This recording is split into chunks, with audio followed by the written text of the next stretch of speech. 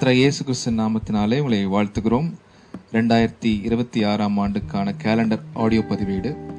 தேவனுடைய வார்த்தை மையமாக வைத்து அநேக காரியங்களை பேச உள்ளோம். உங்களுடன் இணைத்திருப்பது சகோதரன் ஆண்ட்ரூ மற்றும் பாஸ்டர் ஆலன் மற்றும் பாஸ்டர் ஏசுதாஸ் அவர்கள் நம்மளோட இணைந்திருக்கிறார்கள்.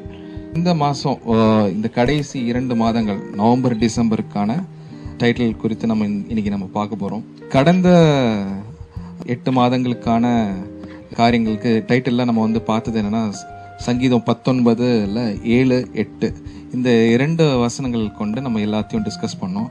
அது எப்படி நமக்கு பிரயோஜனமாக இருந்திருக்கும்னு நினைக்கிறேன். கேட்டிருப்பீங்க எல்லாம் ஆடியோவில். இந்த 2 மாதம், கடைசி 2 மாதங்களுக்கு சங்கீதம் 19 9ஆம் வசனத்தை மையமாக கொண்டு நம்ம இன்னைக்கு பேசுவோம். இவ்வளோ நம்ம நிறைய பேசியிருக்கோம், நிறைய கேட்டிருப்பீங்க. இப்போ குறித்து நம்ம ஒரு சின்ன ரீகாப் பண்ணிட்டோம்னா நமக்கு ரொம்ப யூஸ்ஃபுல்லாக இருக்கும்னு நினைக்கிறேன். நீங்கள் கொஞ்சம் ரீகாப் கொடுக்குறீங்களா? அதாவது முதல் 2 மாதங்களுக்கு கர்த்தருடைய வேதம் குறைவற்றதும் ஆத்மாவை உயிர்ப்பிக்கிறதுமா இருக்குன்னு பார்த்தோம். அடுத்த 2 மாதங்களுக்கு கர்த்தருடைய சாட்சி சத்தியமும் பேதை ஞானியாக்கிறதுமா இருக்கிறதுன்னு பார்த்தோம். அதுக்கு அடுத்த 2 மாதங்களுக்கு கர்த்தருடைய நியாயங்கள் செம்மையும் இருதயத்தை சந்தோஷப்பிக்கிறதுமா இருக்கிறதுன்னு பார்த்தோம். அடுத்த 2 மாதத்துக்கு கர்த்தருடைய கற்பனை தூய்மையும் கண்களை தெளிவிக்கிறதுமா இருக்கிறது. இந்த கடைசி இந்த நவம்பர் டிசம்பர் இந்த மாதத்துக்கு கர்த்தருடைய நியாயங்கள் உண்மையும் அவைகள் அனைத்தும் நீதியமாயிருக்கிறது, அனைத்தும் நீதியமாயிருக்கிறது தான் இந்த கடைசி மாதத்துக்கான இந்த காரியத்தை பார்க்கணும்.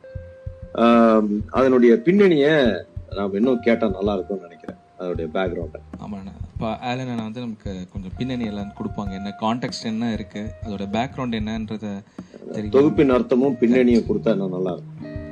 Actually, Psalms 99 உடைய, if you just read the scripture, the part that we are going to look today, the judgments of the Lord are true and righteous altogether. கர்த்தருடைய நியாயங்கள் உண்மையும் அவைகள் அனைத்தும் நீதியுமாய் இருக்கிறதுன்னு இருக்கு.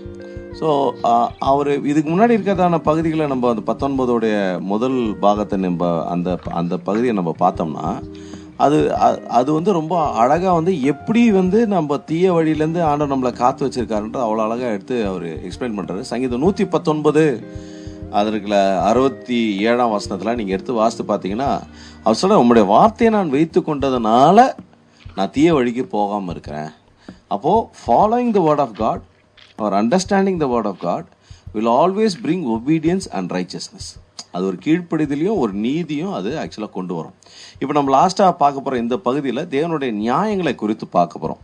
அந்த நியாயங்கள் நம்ம தமிழில் சொல்லும் போது அது rulings of God or it's call the judgements of God. ஆண்டவருடைய நியாய தீர்ப்பு அல்லது ஆண்டவருடைய ஆளுகை, அந்த ஆளுகையினால தேவன் செய்யறதான நியாயங்கள், ஜட்ஜ்மெண்ட்ஸ்ன்னு சொல்லலாம். அப்போ அவர் சொல்றாரு, தேவன் எந்த நியாயங்கள் செய்தாலும் எந்த நியாய தீர்ப்பு செய்தாலும் அது உண்மையாய் இருக்கிறது. ஏன்னா ஸ்கிரிப்சர் நம்மளுக்கு பைபிள் என்ன சொல்லுதுன்னு கேட்டா, ஆண்டவருடைய நியாயங்கள் எல்லாமே ரைச்சஸ் ஆல்டுகெதர்ன்னு இருக்கு. அது ட்ரூ, அது உண்மை. ஏன்னா இவரை மாதிரி ஒரு நியாயம் தீர்க்கிறவர், இவரை மாதிரி ஒரு உண்மையானவர் வேற யாருமே இல்லை. அப்போ பைபிளை பத்தி, அவருடைய வசனத்தை பத்தி, அவரோட வசனத்தினால வருகிறதான நியாயங்கள் பத்தி பைபிளுக்கு கொடுக்குற சாட்சி என்னான்னு கேட்டா அது உண்மைன்னு கொடுக்குது. நல்லா கவனிச்சிங்கன்னா, பைபிளை பத்தி என்ன சாட்சி கொடுக்குது. அதாவது இப்போ பொறுத்த பைபிளை கீழ்ப்படினால அவனுக்கு வர ஆசீர்வாதம் கொடுத்துருக்கு. அவன் கீழ்ப்படியாமல் போனாலும் வரதான இதுல நியாய தீர்ப்பு குறித்து பைபிள் சொல்லிட்டு, அந்த கீழ்ப்படியாம போறதுக்காக வரதான நியாய தீர்ப்பு தண்டனை இருக்குல்ல, அது கூட ட்ரூன்னு கொடுத்துருக்கு, அது கூட உண்மைன்னு இருக்கு. அவரால் வருகிற எல்லாமே உண்மைதான். ஏன்னா அதுதான் அவருடைய சுபாவம், அது அவருடைய கேரக்டர். அவர் அந்த இடத்துல கொடுத்துருக்கு, the judgements of the lord are true, they are riches all டுகெதர்ன்னு இருக்கு. இந்த இது பார்த்தீங்கன்னா, ஜட்மெண்ட்ன்ற வார்த்தை வேர்டிக்ட்னு சொல்லலாம், ஆர் ஜுடிஷியல் டிட்டர்மினேஷன் சொல்லலாம். ஒரு முடிவா ஒரு நியாயத்தின் மேல் நின்று ஒரு நியாயத்தின் தரப்பாக தரப்படுகிற தீர்ப்புன்னு கொடுக்கலாம். அப்போ இந்த தீர்ப்பு யார் தரானா, பூமியை நியாயம் தீர்க்க போகிறதான நியாயாதிபதியினுடைய வசனம், நியாயாதிபதியினோட வார்த்தைகள். ஸோ இந்த வார்த்தைக்கு வந்து இதுதான் அல்டிமேட், இதுதான் ஃபைனல், இதுதான் உண்மை. ஸோ இந்த அதாவது இப்போ நீங்கள் இதையும் ஒரு பக்கம் இந்த இவரால் செய்யப்படுகிற நியாயங்கள் உண்மையாக இருக்கிறத ஒரு பக்கம் வச்சுக்கிட்டு, இன்னைக்கு பூமியில் இருக்கிறதான நியாயங்கள் எப்படிப்பட்டதாக இருக்குன்னு நம்ம கம்பேர் பண்ணி இந்த பக்கம் பார்த்தோம்னா, இதில் இருக்க நியாயங்களில் ஒரு உண்மை இல்லை. இதில் வந்து தரப்படுகிற நியாயங்களில் ஒரு வெளிப்படைத்தன்மை இல்லை, ஒரு டிரான்ஸ்பரன்சி இல்லை. அதில் வந்து ஒரு உண்மை தெரில, பயமாக இருக்குது நம்மளுக்கு. இதுக்கு ஏதாவது கோர்ட்டுக்கு போனோம், போலீஸ் ஸ்டேஷன் போனோம், பயமாக இருக்குது.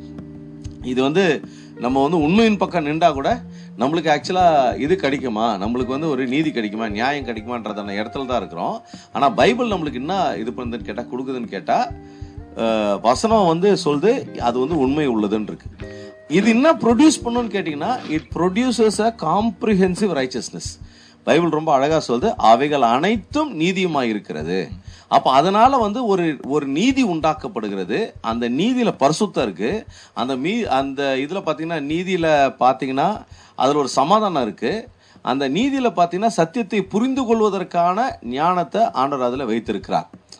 நான் தான் சொல்றேன். அப்போ people who wanted to follow the scriptures, வசனத்தை ஃபாலோ பண்றவங்க, அவங்களுடைய ஆராதனை ஆகட்டும், அவங்களுடைய பண்புகள் ஆகட்டும், அவங்க சத்தியத்துக்கு கீழ்ப்படிஞ்சு நடக்கிறதாகட்டும், அவங்களோட ஆத்துமாக்களாகட்டும், அதாவது அவங்களோட ரட்சிப்பில் அவங்க காத்துக்கொண்டு நடப்பதற்கு இதுவே போதுமானது என்பதை நாம் அறிந்து கொள்கிறோம். போதுமானதுன்றதை நம்மளால பார்க்க முடியும். அப்போ இது வந்து கான்டெக்ட் வந்து இதுதான். அப்போ நம்ம அதில் பார்த்தோம்னா ஆண்டவருடைய நியாயங்கள், அவருடைய ஜுடிஷியல் டிட்டர்மினேஷன்ஸ் எல்லாமே உண்மையாக இருக்கிறது. Those are all true. அப்போ what it is going to produce அப்படின்னு பார்த்தீங்கன்னா, it will produce amount of richness, a comprehensive richness. அண்ணா நன்றி. வண்டர்ஃபுல். இந்த 9வது வசனத்துல கீழே வரியில படிக்கும்போது, கர்த்தருடைய நியாயங்கள் உண்மையும், அதனுடைய கர்த்தருடைய நியாயங்கள் எப்படி இருக்கா, உண்மையா இருக்கு, அதுல எந்த வித இது இல்லைன்னு தொகுப்பின் அர்த்தத்தை இப்ப நீங்க கேட்டீங்க. அவைகள் அனைத்தும் நீதியுமா இருக்கு. இத பத்தி நீங்க முழு வேதத்துல எடுத்து பாத்தீங்கன்னா, ஆண்டவருடைய நியாயத்தீர்ப்பு நீதி உள்ள நியாயத்தீர்ப்பா இருக்கும். அதுல எந்த அநீதியும் இருக்காதுன்றது வாசிக்கிறோம்.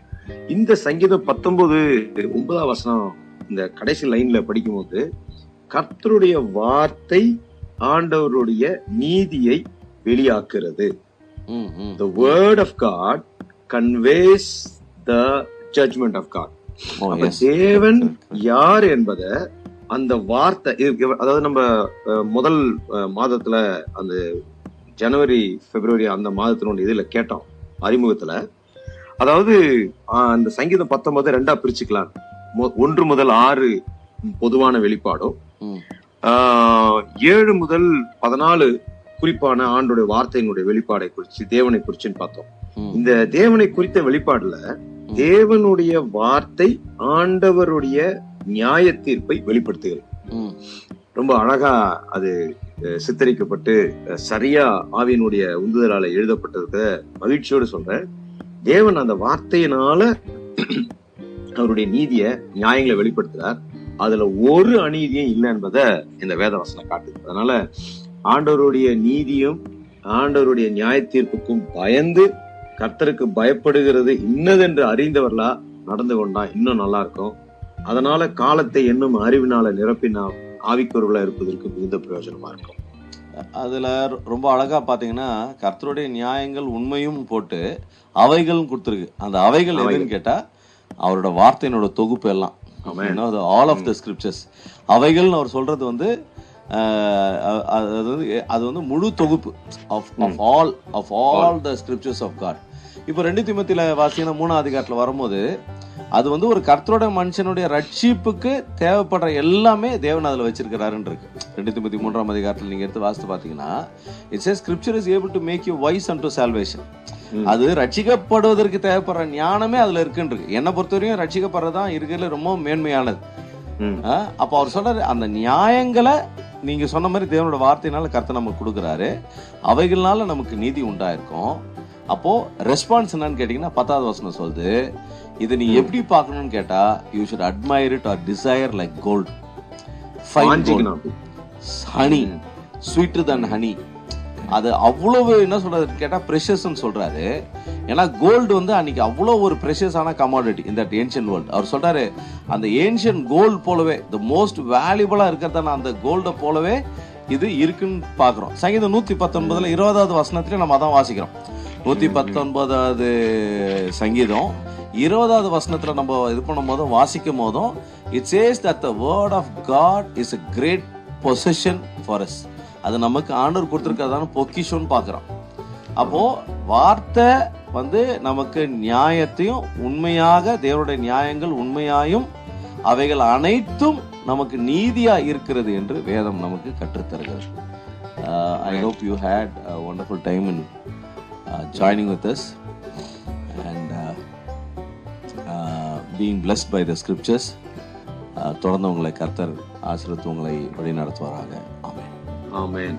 ஆமென்.